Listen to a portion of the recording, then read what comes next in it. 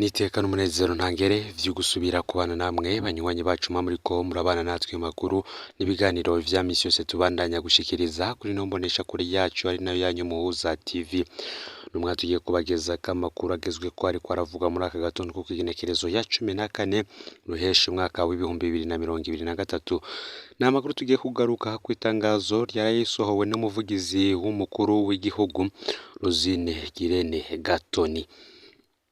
Nitangazo ritomora neza ko President Ndayishimiye ariko arakurikirana ingene ingingo ya BRB yo guhindura amanoti mashasha y'ibihumbi 10 ndetse n'ibihumbi 5 vy'amafaranga y'amarundi asubirizwa yahahora iriko irakurikizwa. Ni mu gihe ngo hariho amabanki n'amashirahamwe yo kuziganya no kuguranana ariko arafasha abanyegeje amahera kuyahinduza. Umukuru w'igihugu akaba yamenyesheje ko abariko barabikora bazohanwa kandi ku rugero ntangere. Nitangazo rero ryarayisohowe n'umuvugizi w'umukuru w'igihugu ritomora ko Perezida ariko arakurikirana ingene ingingo iriko irashirwa mu ngiro. Iryo tangazo rivuga ko hariho abariko baragwanya ico gikorwa. Muri iryo tangazo harumvikanamwo ko hariho amabanki n'amashirahamwe yo kuziganya no kuguranana ariko yakira amafaranga arenga miliyoni 10 z'amafaranga y'amarundi ku muntu nkuko vyategetswe na BRB. Iryo tangazo rivuga ko ku igenekerezo ya 18 ruhesha umwaka w'ibihumbi 2023 hazobaho isuzumwa ry'amabanki n'amashirahamwe yo kuziganya no kuguranana yarenze ku ngingo ya BRB kandi ko ababikoze bazohanwa ku giti cabo kandi ko n'amabanki be n'amashirahamwe bakorera azofatirwa ibihano. Vyinshi biri muri iri tangazo nivyo tugiye kugaruka ko ku buryo burambuye. Fyonda subscribe canke sabone niba utari wafyonda ko kugira ngo utoja ucikanwa n'amakuru n'ibiganiro tubandanya gushikiriza kuri no mbonesha kure yacu ari na yanyu Umuhuza TV mukunda muri benshi cyane. Muhaye kaze rero mwidonido yano makuru. Reka dutangure rero hano makuru yacu kubiri muri iri tangazo ryasohowe n'ibiro vy'umukuru w'igihugu. Munyuma tuze kugaruka tubandanya nandi makuru. Ibiro vy'umukuru w'igihugu, ibiro vy'umuyobozi mwishikira w'umukuru w'igihugu biro bijejwe kumenyesha amakuru gutumatumanako n'ubuvugizi bw'umukuru w'igihugu. Itangazo: Umukuru w'igihugu c'u Burundi Nyenicubahiro Varisito Ndayishimiye nkuko yavyemereye abarundi yarashize imbere urugamba rwo kunagura ubutunzi bw'igihugu. Muri iyo ntumbero Nyenicubahiro umukuru w'igihugu c'u Burundi hararemesha abarundi bose ko ariko arakurikiranira hafi umugambi wo kugarukira ubutunzi bw'igihugu na cane ingingo zamenyeshejwe ni banki nkuru y'igihugu mu itangazo ryasohotse kwigenekerezo y'indwi ruheshi uyu mwaka w'ibihumbi 2023. Kubera ko hariko haribonekeza abantu bashaka kuburabuza ishirwa mu ngiro ry'uyo mugambi, Nyenicubahiro umukuru w'igihugu arasubiye kugabisha umuntu wese azokwagirwa no kuwutoba ko azohanwa hisunzwe amategeko. Inyuma y'ikiringo catanzwe ni banki nkuru y'igihugu BRB kwigenekerezo y'18 ruhesha umwaka w'ibihumbi 2023 hazoba isuzumwa gishirwa mu ngiro y'ingingo zafashwe. Abarongoye amabanki canke amashirahamwe kuziganya no kuguranana bazosanga bararenze ku ngingo zafashwe ko bazohanwa ku giti cabo n'amabanki barongoye afatirwe ibihano. Inyuma y'iryo suzumwa hasabwe ko amafaranga azoba yabikijwe mu kiringo catanzwe ni banki nkuru y'igihugu arenga ku gitigiri camenyeshejwe azoca aja mu kigega ca leta. Nyenicubahiro umukuru w'igihugu c'u Burundi asavye abarundi bose bakunda igihugu cabo kubandanya bubahiriza izo ngingo kuko zafashwe ku neza rusangi.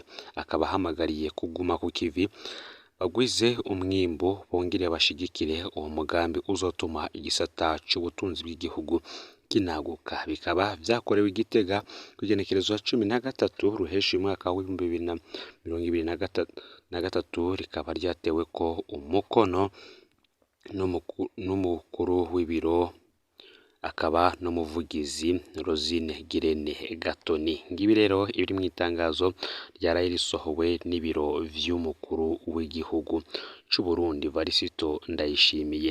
Nk'uko nari mpejeje kubabwira rero, hari vyinshi biriko biragaragara muri uyu mugambi, aho hari abariko barinyegeza bagakoresha igiturire kugira ngo babashe guhindurirwa amafaranga bari baranyegeje mu mazu yabo.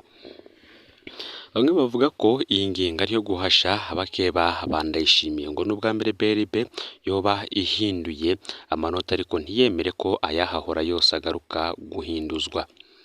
Iri tangazo ribandanya gushimangira inkuru ya mbere yatangajwe ku kijanye no guhindura aya mafaranga. Iruhande yuko hariho ikibazo c'ubutunzi BRB iriko igerageza gutorera umuti, harimwo kandi guhasha abakeba ba Ndayishimiye basanzwe ari aba CNDD FDD b'ibihangange afata ko batamwubaha. Mu nkuru z'inyuma tuzobabwira kandi amwe mu mabanga amaze kuja ahabona ajanye n'izi ngingo. N'ubwa mbere rero mu mateka y'u Burundi bishitse bagahindura amanota ariko ntibemere ko amafaranga yose yahahora ahindurwa. N'ubwa mbere hafashwe ingingo iboneka neza ko hariho amahera bakeneye ko ahinduka ibipapuro. Mugani wa Perezida Ndayishimiye, ubundi iyo bahinduye inoti bahora batanga umwanya munini wo kuzana ayahahura bakayavunja muri mashasha. Ni ikiringo batanze giheze bahora bavuga ko ugiye muri BRB bazoguma bashobora kumuhindurira. Hariho rero nk'abantu usanga izi ngingo zifatwa bari mu ngendo mu mahanga bakagaruka mu gihugu igihe cyo guhinuza amanoti caraheze. Hariho ibindi vyinshi bishobora gusigura ingene umuntu atashobora kubahiriza isango ryatanzwe ni banki nkuru y'igihugu. Ingingo y'uno mwaka iraboneka ko idasanzwe, ntitumbere guhindura amanoti gusa ahubwo irimwo ngo n'ivyo guhasha akarwi kanaka. Ni nako kandi kuwa mbere w'iyindwi hakaba hari kugenekerezo ya 12 ruheshi umwaka w'2023 inama nshingamateka ishashe mu Kigobe yize amafaranga leta izokoresha muri uyu mwaka w'2023 umwaka w'2024. Inama nshingamateka kuwa mbere yaremeje integuro y'ibwirizwa rigena amafaranga leta izokoresha muri uyu mwaka ugiye kuza w'2023-2024. Amafaranga yemejwe akaba arenga imiraridi 3,224. Ni ukuvuga ko hiyongeye ko ibice birenga gato 46% kuyakoreshejwe mu mwaka w'2022 umwaka w'2023. Umushikiranganji ajejwe ikigega ca leta Audace Niyonzima niwe yagejeje iyo nteguro y'ibwirizwa ko bagize inama nshingamateka mu ngoro y'amakoraniro ku munsi wa mbere w'iyindwi.